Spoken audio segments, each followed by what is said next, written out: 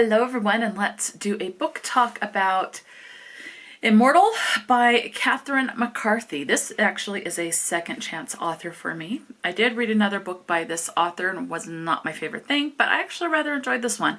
So I read this one via ebook. This takes place in England, especially around the Wales area, and is told in first person. This one was published in 2021 and it is a standalone.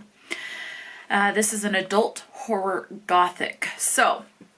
And no audiobook was available at the time that I read this book. So what is this book about? We are following someone who has pretty much a newborn baby, like maybe a couple months old, and she relocates to Wales. And so you're following as she's kind of talking about why she moved to Wales, and with her daughter growing up and how she's raised her daughter to be independent and think for herself, question things to determine what she truly believes and what she does not.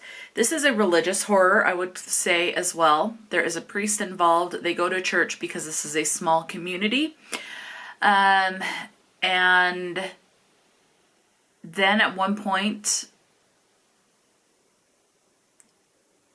a child goes missing. There is death of a child. And the immortal aspect of this is creating this. The main character that we're following is a ceramic artist, whatever the correct term is.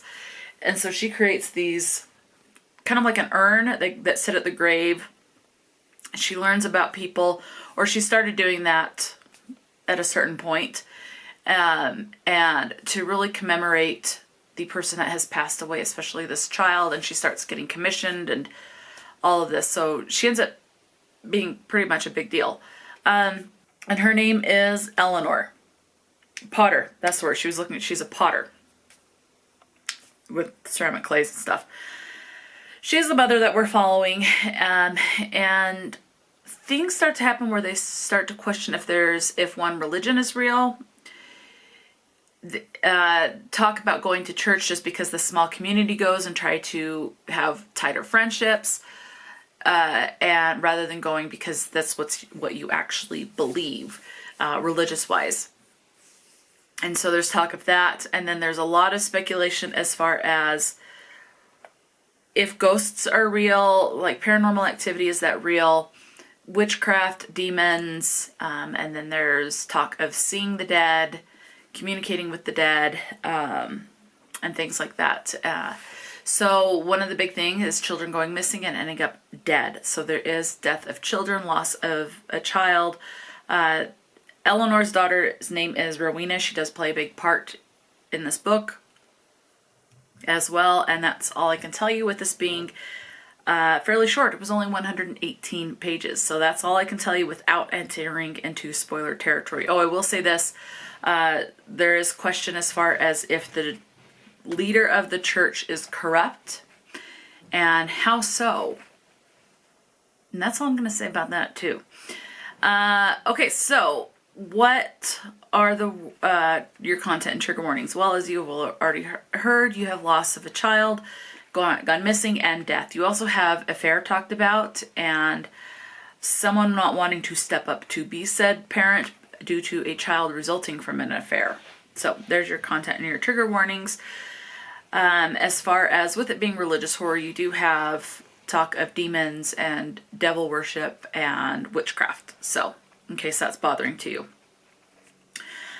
As far as representation, it's up to you. Whatever your mind comes up with. Nothing is overtly said. So what are the words in case you are still on the fence? We have the word God 15 times, usually in a religious sense. Please keep in mind, again, this is religious horror, so there is going to be religious talk. So, yes. And that also includes the name of Jesus 3 times, hell 3, bastard twice, bloody once, the name Christ once, Virgin Mary once, and another one is also God 4 times, except this one with a lowercase g and more of like a mythological type situation rather than how a lot of like Christianity worships God, the deity, so that is differentiated with a capital G, where mythologically it's with a lowercase g.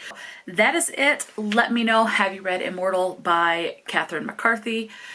Have you read other books? This author does have several other books out. Have you read anything else by this author? Is this something that you are interested in or not? I'm curious, do you like religious horror or not? And is this something that you're intrigued to pick up or are going to give it a pass? Let me know your thoughts. Talk to me in the comment section below. And until next time, stay true to yourself and enjoy a good book. And I will talk to you later.